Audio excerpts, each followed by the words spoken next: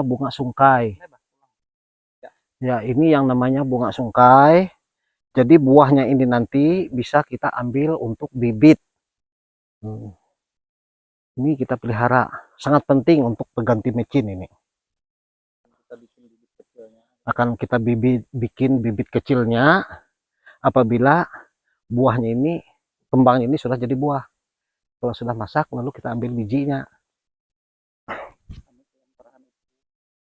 Nah, ini bentuk pohonnya. Nah, bentuk pohonnya, ini bentuk daunnya, ini bentuk bunganya. Nah, ini bentuk bunganya, kecil-kecil lagi. Ya. Semoga bisa kita tambah bibitnya. Jadi sungkai itu termasuk tanaman yang cukup sulit, cukup cerewet. Kita menanamnya susah juga kelihatannya untuk hidup. Makanya bibitnya itu agak sulit juga kita mencarinya di hutan-hutan itu. Nah, memang dia tumbuh sendiri aja di hutan. Alhamdulillah kalau kita ketemu buahnya bisa kita bibitkan. Nah, untuk menambah bibitnya. Jadi dia itu sering tumbuhnya di bawah pohon-pohon besar begitu. Itu ya, itulah yang kita pelihara, kita ambil.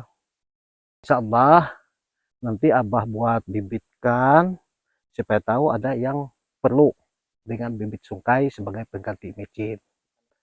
Kita lestarikan lah, kita berusaha untuk melestarikannya. Karena sekarang sudah agak susah mencarinya. Nah, jadi punya kami itu sudah tumbuh di bawah pohon durian besar itu nah. Nah, tumbuh sendiri aja. Nah, sudah lama kita pelihara bertahun-tahun sudah. Mau memakai minta sedikit-sedikit.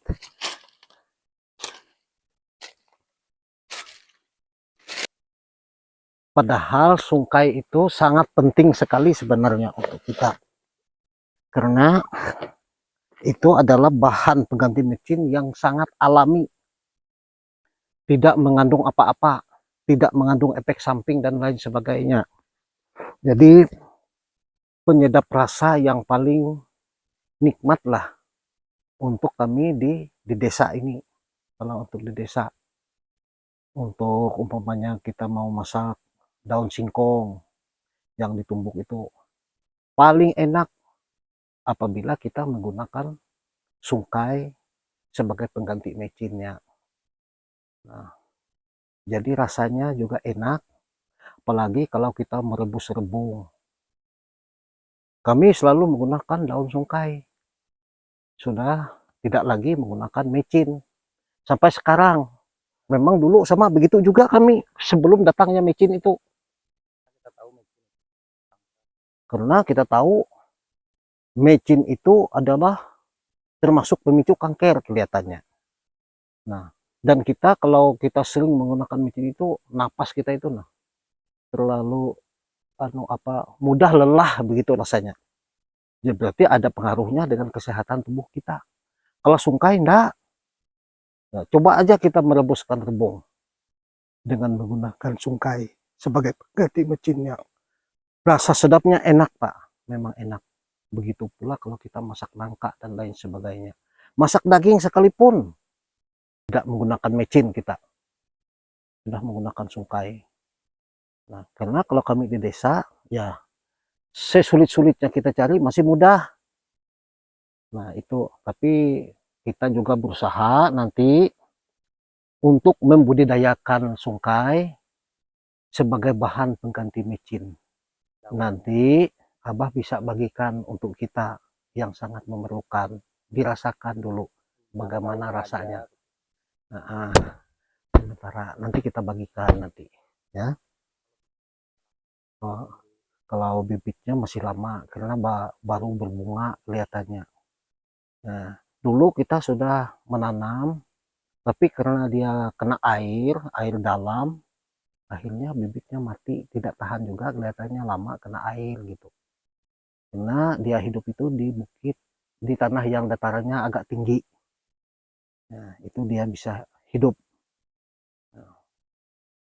Semoga kita bisa membudidayakannya lagi sebagai pengganti micin supaya tidak ada lagi warga kita yang kena penyakit yang macam-macam itu, nah penyakit kanker, tekanan darah tinggi, penyakit gula darah dan lain sebagainya, karena makanan-makanan kita sekarang banyak pemicunya. Kalau orang tua kami dulu dia tidak menggunakan apa-apa, umurnya paling ada 90 tahun, seperti kakek kami itu 100 tahun lebih usianya. Dia tidak menggunakan micin, cuma garam aja, garam, sungkai untuk ganti micin. Sungguh hebat kalau kita bisa memakai sungkai sebagai pengganti micin. Sekian dulu lah dari Abah. Terima kasih. Semoga apa yang aku sampaikan bisa bermanfaat untuk kita semua.